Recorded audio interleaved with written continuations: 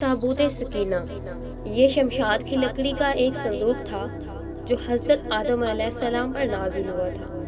یہ آپ کی آخری زندگی تک آپ کے پاس ہی رہا، پھر بطور میراث یکے بعد دیگرے آپ کی اولاد کو ملتا رہا، یہاں تک کہ یہ حضرت یعقوب علیہ السلام کو ملا۔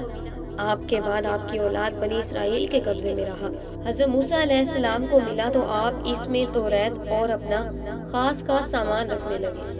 یہ بڑا ہی بابرکت اور برحمت صندوق تھا۔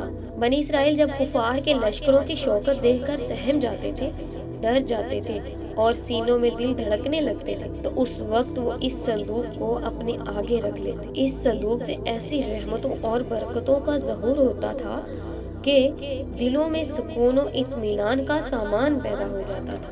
لرزے ہوئے دل پتھر کی چٹانوں سے زیادہ مضبوط ہو جاتے تھے۔ جیسے جیسے وہ صندوق آگے بڑھتا تھا، آسمان سے فتوحات کی بشارت کی صدائیں آتی تھیں اور فتح حاصل ہو جاتی تھی۔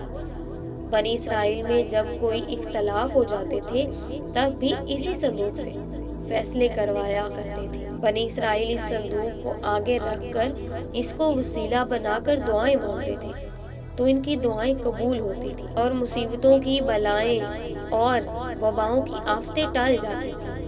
الغرض یہ تابوت بنی اسرائیل کے لیے تابوت سکینہ برکتوں رحمتوں کا خزینہ اور رحمت خداوندی کے نزول کا نہایت مقدس ذریعہ تھا۔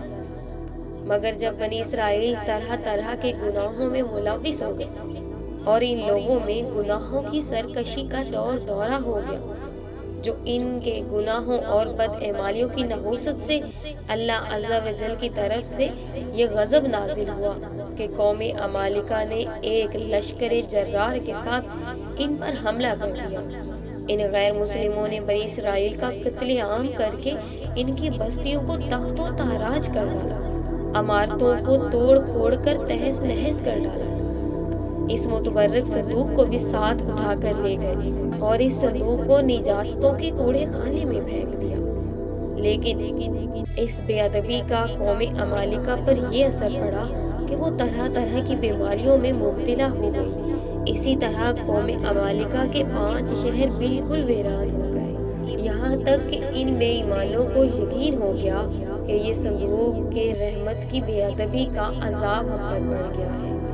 اس سے ان کی آنکھیں کھل گئیں، چنانچہ ان لوگوں نے اس مقدس صندوق کو بیل گاڑیوں پر لاد کر بنی اسرائیل کی بستیوں کی طرف روانہ کر دیا۔